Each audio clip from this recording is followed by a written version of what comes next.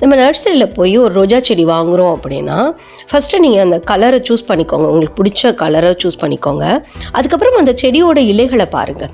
இலைகள் சுருக்கமாகவோ கரும் புள்ளிகளோடையோ இருந்தது அப்படின்னா அந்த செடியை வாங்காதீங்க. அதில் ஃபங்கஸ் அட்டாக் ஆகிருக்குன்னு அர்த்தம். நம்ம என்னதான் பாலும் தேனும் கலந்து கொடுத்தாலும் அது வளராது.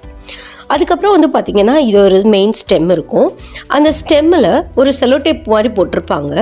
அந்த இடத்துல இருந்து ஒரு கணு மாதிரி இருக்கும். அந்த இடத்துல இருந்து தான் பிரான்ச்சஸ் வந்திருக்கும்.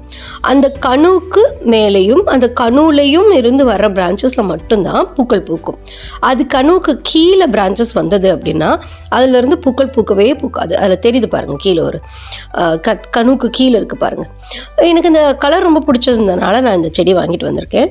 அந்த கணுவுக்கு கீழே இருக்கிற அந்த தண்டை வந்து நம்ம கட் பண்ணி விட்டுறணும்.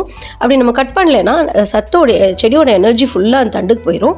அப்புறம் பூக்கள் பூக்கிறது பெரிய காரியமாயிரும். பூக்களே பூக்காது. அதுக்கப்புறம் கொடி மாதிரி அது போயிட்டே இருக்கும். ஸோ அதை கட் பண்ணி விட்டுறணும். பார்க்க வேண்டிய இன்னொரு விஷயம் என்னன்னு பார்த்தீங்கன்னா, மண் ரொம்ப இறுக்கமாக இருக்கான்னு பார்க்கணும்.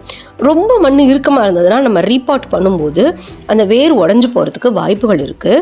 அதனால் ரொம்ப மண் இறுக்கமாக இல்லாமல் கொக்கோபீட் கலந்ததாக இருந்தால் நல்லதுன்னா, நிறைய செம்மண் இருக்கும்போது அது ரொம்ப கட்டியாக இருக்கும். அதுக்கப்புறம் அந்த பாலி பேக் எப்படி இருக்குன்னு பாருங்கள். அந்த பாலி பேக் வந்து ஈரமாக இருந்தது அப்படின்னா நத்தைகள்லாம் வரும். ஸோ அதெல்லாம் இல்லாத மாதிரி நீங்கள் வந்து பார்த்துக்கோங்க. நத்தைகள் பூச்சிகள்லாம் இல்லாத மாதிரி வாங்குங்க.